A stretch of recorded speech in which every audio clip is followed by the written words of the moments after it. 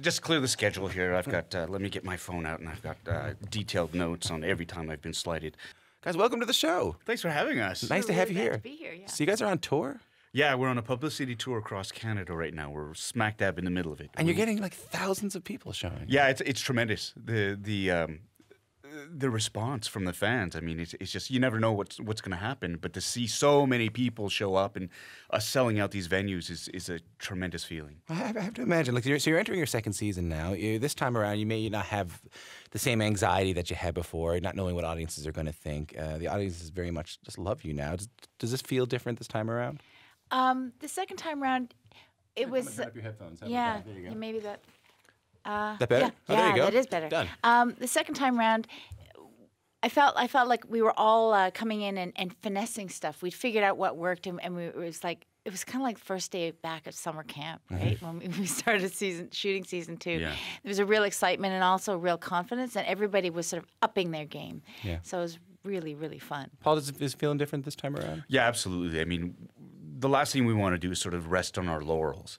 And I think the feeling was at the end of season 1, we were just hitting our stride, and then we had to stop. And it was like waiting for Christmas for the entire year. I mean, I was just on tenterhooks the entire time, just itching to get back to it.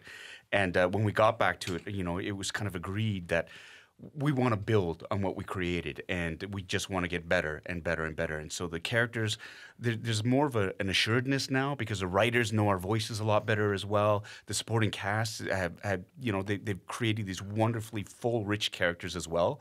And so the worlds are just that much more enriched, and it's a lot funnier too. It's just, we have these interactions with each other, and it's tough to go to shoot during the day because we're so busy laughing at each other and the outrageous things that happen.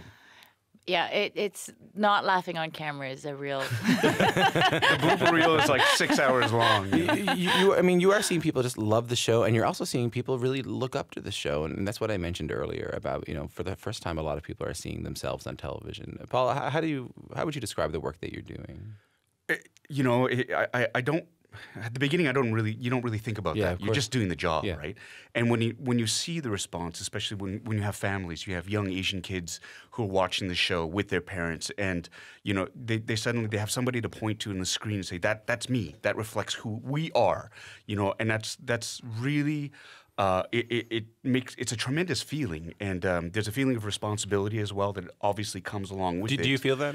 Not then, but certainly now. Really? But I mean, all we can do is control our work and to be as excellent as we can be, which has always been the goal since day one, is to be good. What's interesting is that these untold stories, so to speak, are being told through comedy. Mm-hmm. Well, comedy, I mean, it's sort of like the gateway to anything. You can discuss almost anything if you make it funny. It's one of those things where we don't purport to have answers to everything, but we do raise questions, and what we want to do is start conversations within families. I remember from season 1, I had a number of people come up to me and say, we had to explain what a drag queen was. And what homophobia was to our kids. And that's not a bad conversation to have, and we do it in a way that is non-judgmental. It's it's a gentle way, and we start a conversation, and we love the fact that families are watching the show together, and they're all having a great time too, just sort of enjoying it and laughing at it, because they do see themselves, and they feel more comfortable than discussing themselves in a manner of speaking. Well, that's so interesting. Yeah, the episode around homophobia was one that will stick with me forever, because you're right. You laughed at that episode, and there was a lot of joy in that episode, but you also came away thinking about something very differently at the end of it. Yeah, I think so. There was a lot of celebration after the Emmys this year, just on the topic of seeing oneself. There were several firsts in different categories. Riz Ahmed won an Emmy for his role in The Night Of. When he was asked how significant that was, he said, quote, "I don't think any one award changes the systemic problem of inclusion." So Gene, do you agree? Like, as someone who's been in the industry for a long time, is this something you relate to? Well, one single award is not on its own. The sign, the real sign is how significant and you see artists, how much artists are participating as a whole. So we're looking at larger movements and a progress of generations, right? So yeah, I agree with that. One award on its own can just be a token. Is this something you've experienced, like this systemic problem of inclusion? every artist of color, whether they're in Canada or the United States, who works in the performing arts has experienced exclusion. And that exclusion might simply be a choice of programming choice. You're talking about, say, for instance, Oklahoma, like a high school production of Oklahoma. In some high schools, that might simply mean that the artists of color would not be as interested in participating, or may not actually be encouraged to take a major role if that's the high school show. So there's that sort of thing that I think pretty much every performer of color would have experienced. But then there's more explicit systemic means of exclusion that I think we've all experienced, which I don't really want to talk about. No? No, well, I don't know. I mean, there's funny stories along the way. Like, there was one point I remember early on in my career where I was the hero of a commercial, and I was on set, and I asked a PA if I could please get a coffee. And he just looked at me and went, extras or background is over there, and I was stunned, and that was actually another person on staff. I think it was the head of wardrobe or something, who just yelled at him and said, "She's the hero. Go get her a coffee." Yeah. But the assumption was early on in my career as a film and TV actor that. The assumption was that if I was Asian, I must be an extra. Now, that's not the case now because people know me, and it's simply not the case now because there are more and more Asian actors who are on set as principal talent. But certainly in the 90s, that was the case. Paul, how about you? You must have some examples of that. as well. Oh, gee, yeah. I mean, how much time do you have? We can preempt the rest of the day. Yeah, no, just clear the schedule here. I've got, let me get my phone out, and I've got detailed notes on every time I've been slighted. No, I one of the first things I remember was I booked a role on this television series that was shooting here, and everybody gave me such a hard time, and I was just trying to get to the AD's office so I could check in and get into wardrobe and get ready to shoot the scene. Gave you a hard time as in they were stopping you? Yeah, they were stopping me, and I kept asking. We were shooting out of this old, partially abandoned hospital, and the security guy didn't believe me that I was actually going to be shooting that day, and so he wouldn't direct me to where I could park my car. When I finally found a spot, and I kind of went around, everybody I spoke to said basically, extras holding is that way. And I kept explaining, I don't need extras holding, I need to find the AD's office. I'm actually shooting today. And finally, after wandering around, I saw a group of people, and they had walkie-talkies. I'm like, walkies, that means they're involved in the set somehow. And I went to ask, hi, I'm shooting today. I just need to find the AD's office. And it was a guy, and he put up his hand. He literally went, I don't have time for this. And he walked past me. I thought, okay. So everybody's directing me to extras holding. I'm going to go to extras holding. So I go there. And, it's United Colors of Benetton. People of all, diverse backgrounds. All in the background, it's really diverse. So I go up there, and there are two people there with clipboards. And I introduce myself and say, hi, my name is Paul Sun-Hyung Lee. I'm here. I'm shooting today. Can you please direct me to the AD's office? She says, what's your name? I say, my name is Paul Sun-Hyung Lee. She looks at her list. She says, well, you're not on my list for background. I said, well, I'm not background. I'm trying to find the AD's office. I'm shooting. She said, well, you're not on my list, so you can't play today. And I said, I finally had to say, does it make a difference if I tell you I have lines? And then all of a sudden it's like, oh, well, you don't belong here. On the walkie right away, they rush an AD over, they grab me, and they scoop me away from there quicker than the president if he was under attack by the Secret Service. They get me there. I'm sitting in my Winnie, my honey wagon, just in shock at how I'd been treated. There's a knock on the door opens up, and it's wardrobe, and it's the same guy at the very beginning who blew me off, who said, I don't have time for this. He's dropping off my wardrobe, and he looks at me and goes, oh, hi. And I'm like, oh, hi. Do you have time for me now? And it's that whole idea of, like Jeannie was saying, if you're Asian, you can't have a big part. You can't have lines. But it's also, it talks about the type of roles you get auditioned for, you get seen for, right? For the longest time, I never thought I'd ever be the lead on a television show. Yeah. The opportunities were never there.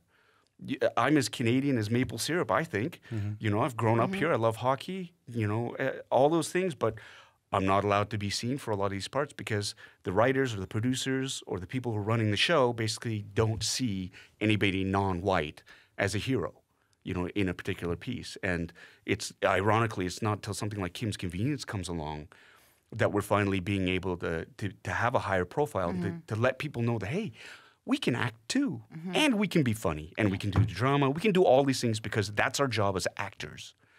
And a lot of times it's just about having that opportunity to shine. And things are getting better, but we still have a long way to go. If you're just tuning in, I'm speaking with Paul Sun-Hyung Lee and Yoon, stars of Kim's Convenience, Season 2 premiering tonight on CBC TV. Both of you originated the roles you're in now. You played Appa Onuma in the play Kim's Convenience. You took the show to Broadway. You had great reviews. You guys have been living with these characters for a long time. Yeah, since 2011. So, Jean, like, how has your relationship with your character changed since then, over the years? Well, in the play, it's a very small role. Basically, in the play is set sort of about 15 years later in the family's journey. So she's tired, she's resigned, her family split apart, and she's quite sad, actually. And it's really in the play I only had scenes with Jung, and then a couple of little scenes with Appa that were mostly just about how, when a marriage is there are periods in a marriage where you just sort of touch base and you separate. So doing the play, I had 4 jokes. I had 4 laughs that I could get, and it was just like, go out there and get the 4 jokes. But and you relished them. You couldn't, couldn't wait for them. Basically, I would come on, I would sing, I would cry. I had a couple laughs in there. No, I'd yell at Janet, then I'd go off. Then I'd come back, I'd sing, I'd cry, I'd go back in time, and there had a couple more laughs in there, and then I'd cry again and leave. It's a very intense really, play. really different. Yeah, it's very different. And literally, I'd come in and pivot the play because it'd be all about Appa and Janet. Then I come in and shift the play, and Jung is introduced, and then it shifts again. But so it's very different. But the core is the same in terms of Uma's desires, her aspirations, her values, and the relationship with all of the members of the family. But in the TV show, what's fantastic is that, it's a time and an alternate universe where Janet's still young and aspiring, and there's still hope for Jung, and the marriage is you can see the love and the everyday hilarity of just getting by. So. But this character is really, I think, I've been studying my mom and all of the other Korean ajumas. I've been trying to figure out my Koreanness. So this, for me, is very much, I'm try to understand my mom, so I can understand myself. But really, I am more like a Janet. My life is more like a Janet life. Paul, how about you? I'm wondering. How has the role you play changed as you've done it? Like, what have you learned more about your character over the years?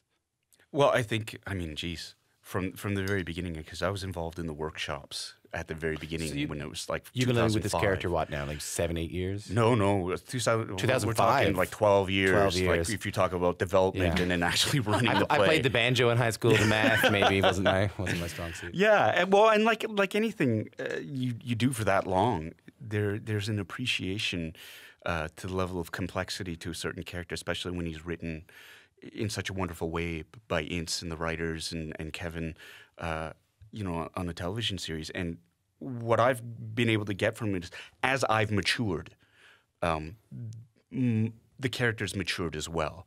At the very beginning, you're just so happy to get such a substantial role in something that you intrinsically kind of know on the surface, and you get to play it.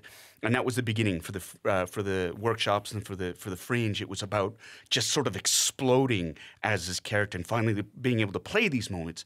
And then as the years went on and the shows mounted and the different actors came in, it was a really, really unique opportunity to just sort of really intimately get to know what made him tick and to put down deeper roots, as Jean likes to say to me as well. Like there's a sense where I'm really, really sort of fleshing this character out, and I'm infusing him with a lot of my own experiences, and he's a lot more grounded. And so now I know him so well. It's very funny because I'll get a note sometimes from a director, and they'll say like, "Well, be more like Appa," and it'll be like, "Excuse me, I think I know."